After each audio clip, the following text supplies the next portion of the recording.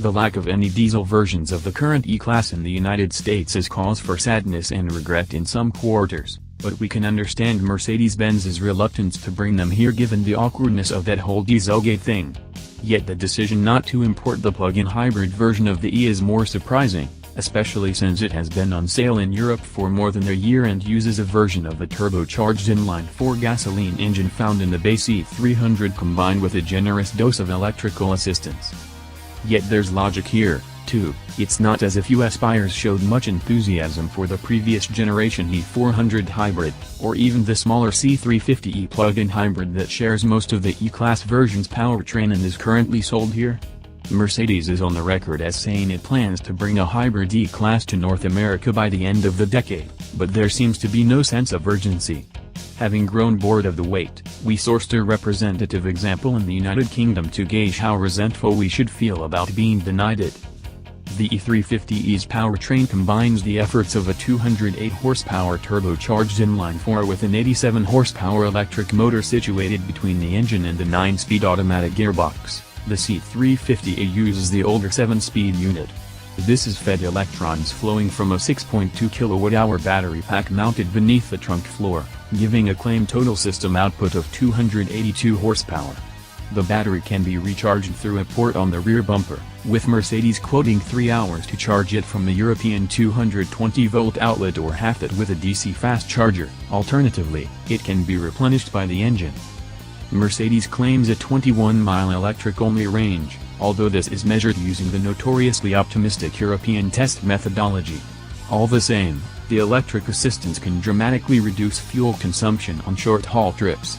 The system is smart, too, working out the most efficient strategy when a destination is programmed into the nav system, running the battery down if it knows it will end up at a regular charge point or trying to maintain battery level if heading toward an urban area.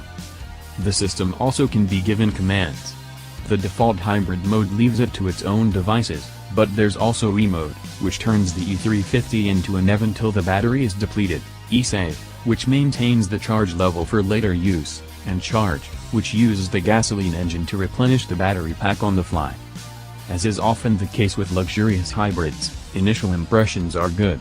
At the gentle speeds we first experienced in the E350e, the electric motor proves to be smooth and almost silent, pulling seamlessly and, in hybrid mode, permitting respectable pace before the gasoline engine fires to life. Freezing temperatures when we drove the car limited electric range more than usual, so the battery pack was emptied from full in just 12 miles of E-mode operation, but it isn't intended to be a NEV very often. The accelerator pedal incorporates a neat haptic function under electric use, putting resistance at the point where the motor is giving its all. Press beyond it and the internal combustion engine starts, giving near-instant acceleration if you find a sudden need for it. Under acceleration the two sides of the powertrain work together almost flawlessly, but stopping is slightly less composed as at lower speeds the regenerative braking gives way to the mechanical brakes at a quicker rate than the system blends in old-fashioned friction braking.